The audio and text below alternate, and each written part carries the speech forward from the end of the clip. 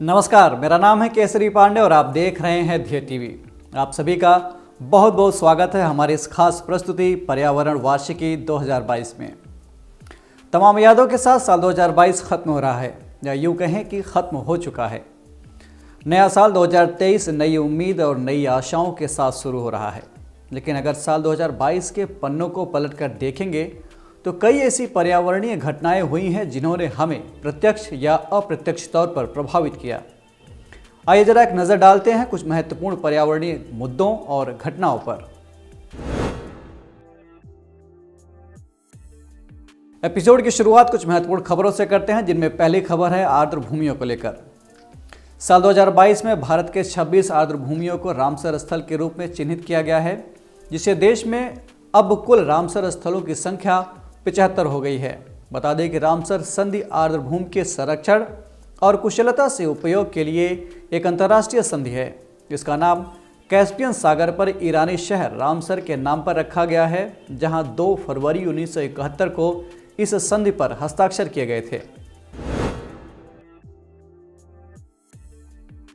Christmas से ठीक पहले आर्कटिक महासागर से आ रही खतरनाक बर्फीली हवाओं ने अमेरिका समेत पड़ोसी देशों में कोहराम मचा रखा है।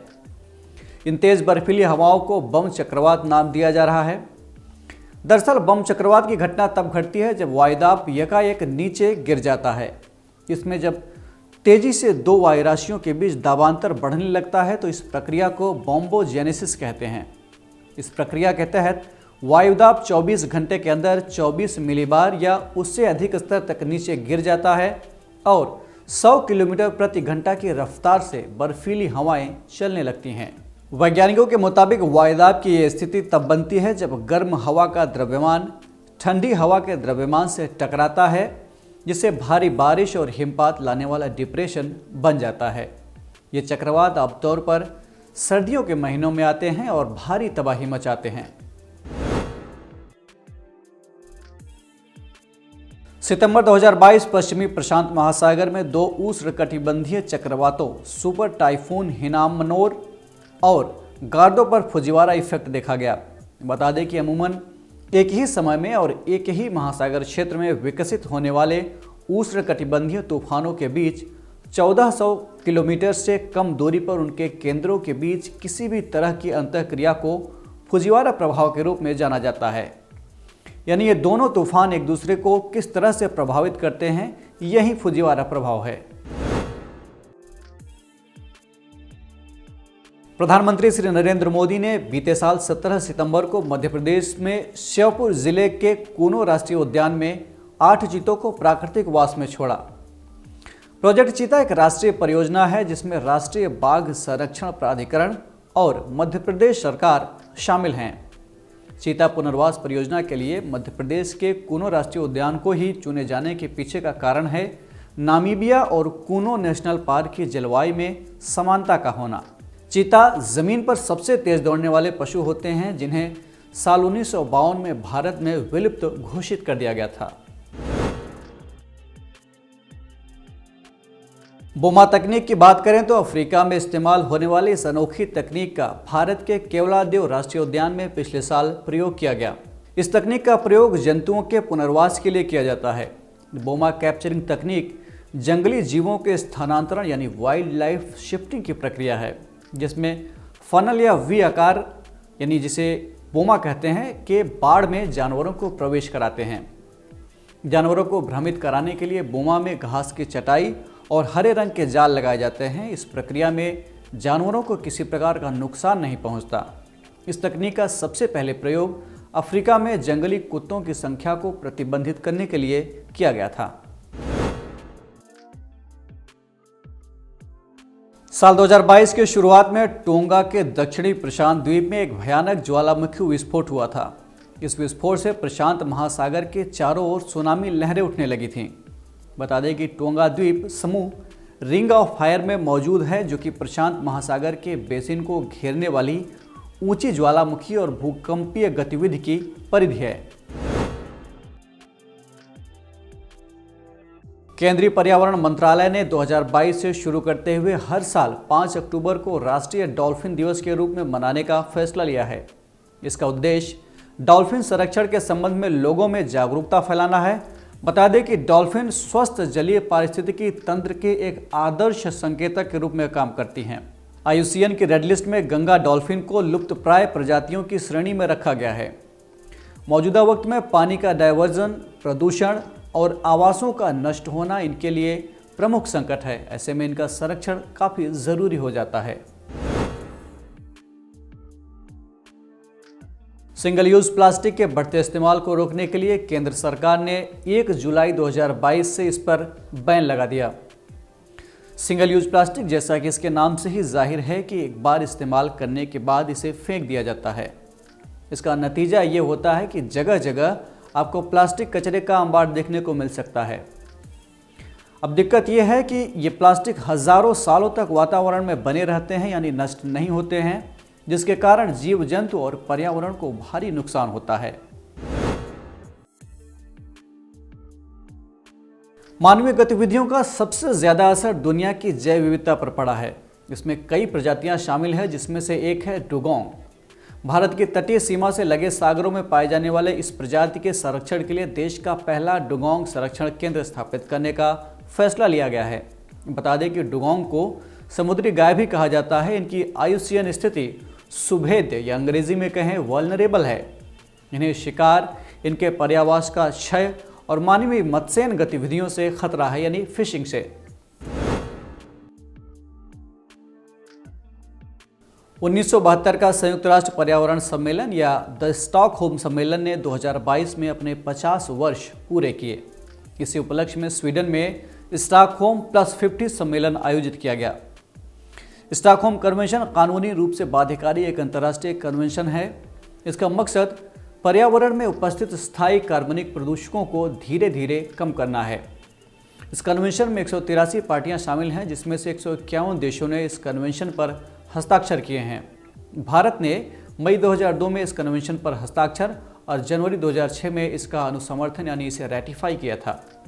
एपिसोड के दूसरे सेगमेंट में हम बात करेंगे साल 2022 के महत्वपूर्ण रिपोर्ट्स, सूचकांक और सम्मेलनों की, जिसमें सबसे पहले बात विश्व पर्यावरणीय प्रदर्शन सूचकांक की।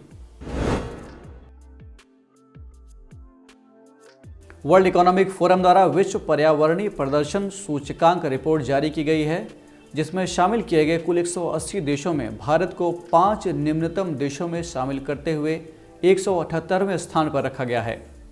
हालांकि भारत के केंद्रीय पर्यावरण मंत्रालय ने संकेतकों और अनुमानों के अवैज्ञानिक तरीकों पर आधारित होने के कारण इस रिपोर्ट को खारिज कर दिया है।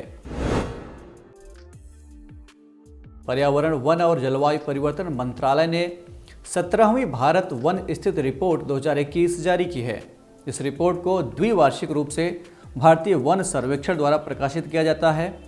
रिपोर्ट के मुताबिक भारत का कुल वन और वृक्ष आच्छादन अब 80.9 मिलियन हेक्टेयर हो चुका है, जो देश के कुल क्षेत्रफल का 24.62% है, जो वर्ष 2019 में 21.67% से अधिक है। वनावरण में सबसे अधिक वृद्धि दर्शाने वाले राज्यों में तेलंगाना 3.07%, आंध्र प्रदेश 2.22% और ओडिशा 1.04% हैं। रिपोर्ट के अनुसार इस साल पूर्वोत्तर के राज्यों से सकारात्मक परिणाम प्राप्त नहीं हुए हैं। वनावरण में सबसे अधिक कमी पूर्वोत्तर के 5 राज्यों अरुणाचल प्रदेश, मणिपुर, मेघालय, मिजोरम और नागालैंड हुई है। नीति आयोग ने थिंक टैंक RMI इंडिया के सहयोग से harnessing green hydrogen opportunities for deep decarbonisation in India शीर्षक से अपनी एक रिपोर्ट प्रकाशित की। रिपोर्ट में नीति आयोग ने भारत में ग्रीन हाइड्रोजन के उत्पादन को बढ़ावा देने के लिए इसके उत्पादन पर GST और सीमा शुल्क को कम करने या छूट देने की सिफारिश की है। ग्रीन हाइड्रोजन वो गैस है जो पानी के इलेक्ट्रोलिसिस के माध्यम से उत्पन्न होती है। भारत ने अमेरिका के पिट्सबर्ग में आयोजित global clean energy action forum 2022 में innovation road map of the mission integrated bio refinery के आरंभ करने की घोषणा की। यह फोरम 7वें मिशन इनोवेशन और 13वें क्लीन एनर्जी मिनिस्टीरियल 2022 का संयुक्त सम्मेलन था। इसमें भारत का प्रतिनिधित्व डॉक्टर जितेंद्र सिंह ने किया था। UNFCCC यानी जलवायु परिवर्तन पर संयुक्त राष्ट्र फ्रेमवर्क कन्वेंशन का COP27 सम्मेलन नवंबर 2022 के बीच मिस्र के शर्म अल शेख में संपन्न हुआ। बैठक में लॉस एंड डैमेज नाम के एक नए फंड की घोषणा की गई, जिसके जरिए जलवायु परिवर्तन की समस्या को दूर करने की कोशिश की जाएगी। इस सत्र से भारत भी मैंग्रोव अलायंस फॉर क्लाइमेट में शामिल कर लिया गया है। एपिसोड के तीसरे सेगमेंट में हम बात करेंगे साल 2022 के दौरान सुर्खियों में रहे वन्यजीव अभयारण्यों की। वन्यजीव संरक्षण अधिनियम 1972 की धारा 26A(1)(b) के तहत कृष्णागिरी और धर्मपुरी के आरक्षित वनों में से एक क्षेत्र को कावेरी दक्षिण वन्यजीव अभयारण्य के रूप में अधिसूचित किया गया है। ये तमिलनाडु का 17वां वन्यजीव अभयारण्य है। कावेरी दक्षिण वन्यजीव अभयारण्य तमिलनाडु के कावेरी उत्तर वन्यजीव अभयारण्य को पड़ोसी राज्य कर्नाटक में कावेरी वन्यजीव अभयारण्य से जोड़ता है। ये 35 स्तनपायी प्रजातियों और 238 पक्षी प्रजातियों का घर है, यानी पर्यावास है।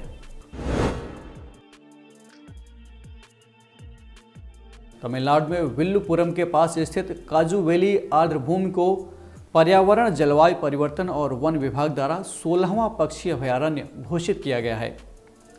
यह अभयारण्य पूर्वी तट के साथ बंगाल की खाड़ी के निकट स्थित काजुवेली वेटलैंड पुलिकट झील के बाद भारत का दूसरा सबसे बड़ा ब्रैकिश वाटर लेक माना जाता है। हाल ही में महाराष्ट्र के रायगढ़ जिले में स्थित फसड़ वन्यजीव अभयारण्य में गिद्धों की संख्या कम होने पर उनके लिए खाद्य केंद्र स्थापित करने का फैसला लिया गया है। गैर लाभकारी संगठन ग्रीन वर्क्स ट्रस्ट इसके निर्माण सहयोगी संस्था है।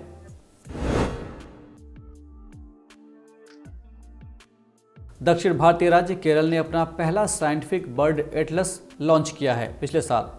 ये बर्ड एटलस भौगोलिक विस्तार यानी ज्योग्राफिकल एक्सटेंट के हिसाब से एशिया का सबसे बड़ा बर्ड एटलस है, जिसमें 25,000 चेकलिस्ट कवरेज है। पर्यावरण, वन और जलवायु परिवर्तन मंत्रालय द्वारा उत्तराखंड के पिथौरागढ़ जिले में अस्कोट वन्यजीव अभयारण्य की सीमा के आसपास 454.65 वर्ग किलोमीटर के क्षेत्र को अस्कोट वन्यजीव अभयारण्य पर्यावरण संवेदनशील क्षेत्र Askot wildlife sanctuary eco sensitive zone घोषित किया गया है। अस्कोट वन्यजीव अभयारण्य की स्थापना लुप्तप्राय प्रमुख प्रजातियों कस्तूरी मृग और उसके आवास की रक्षा के लिए की गई थी। अस्कोट वन्यजीव अभयारण्य को मस्क डियर पार्क के नाम से भी जाना जाता है। तमिलनाडु सरकार द्वारा कडावुर फॉरेस्ट रिजर्व में भारत की पहली स्लेंडर लॉरिस अभयारण्य को अधिसूचित किया गया है। स्लेंडर लॉरिस छोटे निशाचर स्तनधारी जीव हैं जो आमतौर पर पेड़ों पर रहते हैं।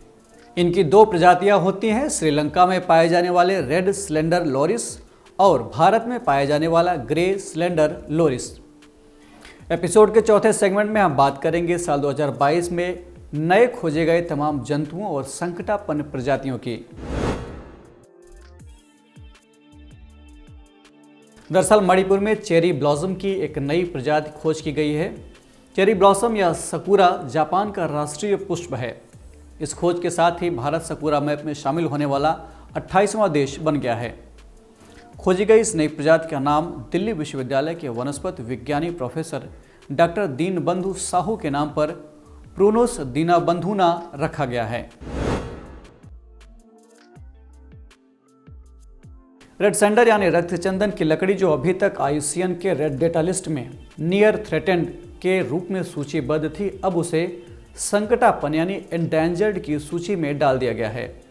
ये भारत में सर्वाधिक तस्करी की जाने वाली लकड़ी है, जो विश्व में केवल शेषाचलम की पहाड़ी समेत पूर्वी घाट में एक सीमित भौगोलिक क्षेत्र में पाई जाती है।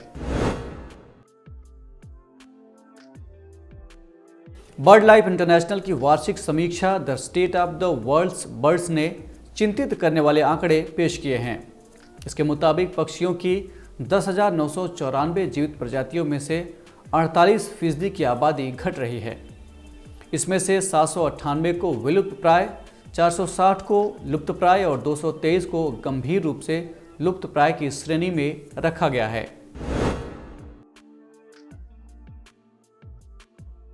अमेरिका और ऑस्ट्रेलिया के वैज्ञानिकों ने जीन एडिटिंग तकनीक का इस्तेमाल करके 1930 के दशक में विलुप्त हो चुके थाइलासिन या तस्मानियाई टाइगर को पुनर्जीवित करने के लिए $15 मिलियन की परियोजना शुरू की है। साल 1980 के दशक में ऑस्ट्रेलियाई मुख्य भूमि तस्मानिया और न्यू गिनी द्वीपों की इस मूल प्रजाति के विलुप्त होने की आधिकारिक घोषणा की गई थी। भारत ने पनामा में हुए साइट्स सम्मेलन यानी convention on international trade on endangered species के 19वें सम्मेलन में रेड क्राउन रूफ टर्टल को परिशिष्ट 2 से परिशिष्ट 1 में शामिल करने का प्रस्ताव रखा है।